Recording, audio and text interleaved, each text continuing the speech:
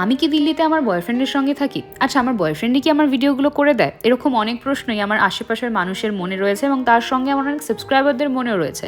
তাদের জন্য আমি একটা সেপারেট লং ভ্লগ বানিয়ে দিই, নামের নিচে ভিডিওটা ট্যাগ করে দিলাম। আশা করছি এই ভিডিওটা দেখলে কোনো রকম আর কোনো কনফিউশন থাকবে না। সকাল সকাল ঘুম থেকে উঠে মায়ের থেকে এগ কারির রেসিপিটা নিলাম। কষা ডিমের ঝোল খেতে কারি না ভালো লাগে, তোমাদের কাদের ভালো লাগে অবশ্যই জানিও কমেন্ট সেকশনে। সন্ধ্যাবেলা অফিস থেকে ফেরার পথে ভাবলাম আজকে একটু সরোজিনী থেকে ঘুরে আসি। আসলে বাড়িতে একা একা থাকি তো সত্যি আর ভালো লাগে না, সময় কাটতে চায় না, তাই ভাবলাম একটু শপিং করতে গেলে সময়ও কাটবে, কিছুটা মনটাও ভালো হবে। আজ ব্লগে তোমাদেরকে বলেছিলাম আমার ব্লগে তোমাদের কোন জিনিসটা সব থেকে বেশি ভালো লাগে। জয়িতা শর্মার উত্তরটা সত্যি আমার মন ছুঁয়ে গেছে। আমি অনেকদিন তোমাদেরকে গান শোনানো হয় না, কিন্তু গানটা বাড়িতে নিজের সোফার উপর বসে শোনাতেই আমার সব থেকে বেশি ভালো লাগে। আর কিছুদিন অপেক্ষা করো, অবশ্যই তোমাদের গান শোনাবো। আমি ক্রিম বেলের এই ব্ল্যাক কারেন্ট আইসক্রিমটা খেতে প্রচন্ড পছন্দ করি, যেটা কলকাতাতে রেয়ারলি পাওয়া যায়। তোমরা অবশ্যই জানিও সাউথ কলকাতাতে কোথায় আমি এই আইসক্রিমটা পাবো। হালুয়া নিয়ে বাড়ি যাচ্ছি, তোমরা কিন্তু সাবস্ক্রাইব করতে ভুলো না। দেখা হচ্ছে কাল।